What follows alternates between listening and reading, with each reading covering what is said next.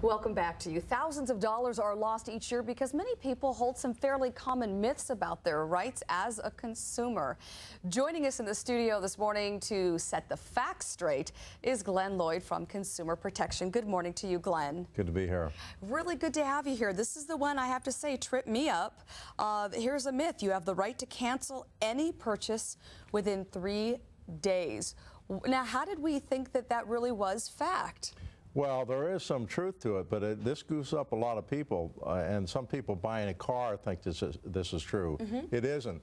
The only time this is true is when you are buying something from a merchant and he's away from his place of business. For example, like the get-rich-quick people come set up in a hotel. Well, they're away from their regular place of business, so you have 3 days to cancel then. But if you just go into somebody's store and you buy something, you don't have 3 days to cancel. So don't depend on that 3-day right to cancel to save you, especially if you're buying a car. And ask if you're not sure, which leads me to my next myth. You have the right to a store refund if you request one. Absolutely not true. Stores do not have to give you your money back if they don't want to. They set their own policy.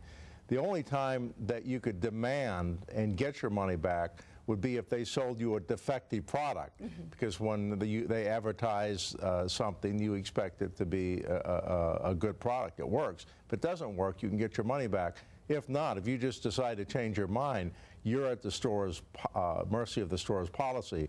If they won't take it back, there's nothing you can do. All right, how about, now this is a very important one. Almost all of the money contributed to charities must go to the intended purpose. And I get him to laugh. We would think that that would be right, and that's why we give. We expect that. You would think. There is no requirement. So often what happens, most of the time what happens is the professional fundraiser keeps most of the money. That's what we try and tell people over and over again, is that professional fundraisers keep most of the money. And you can request, though, when you donate, a breakdown of where your money goes to, what percentage. Isn't that correct? Good idea, but the really questionable ones will just blow you off. Oh, yeah. I'm talking about the big ones. Yeah. The people who are. How about this? Purchasing magazines will improve your chances of winning a publisher sweepstakes. No, and there's a law that says that if they're going to have a sweepstakes, anybody is eligible. You don't have to buy a magazine, and you're not going to be more likely to win.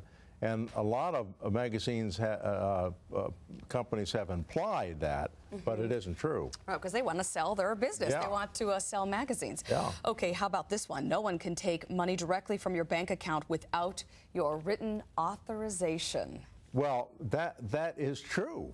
You know, that is true. A lot of times people are misled. Senior citizens are misled. They give away their bank routing number, right, and they start getting debited.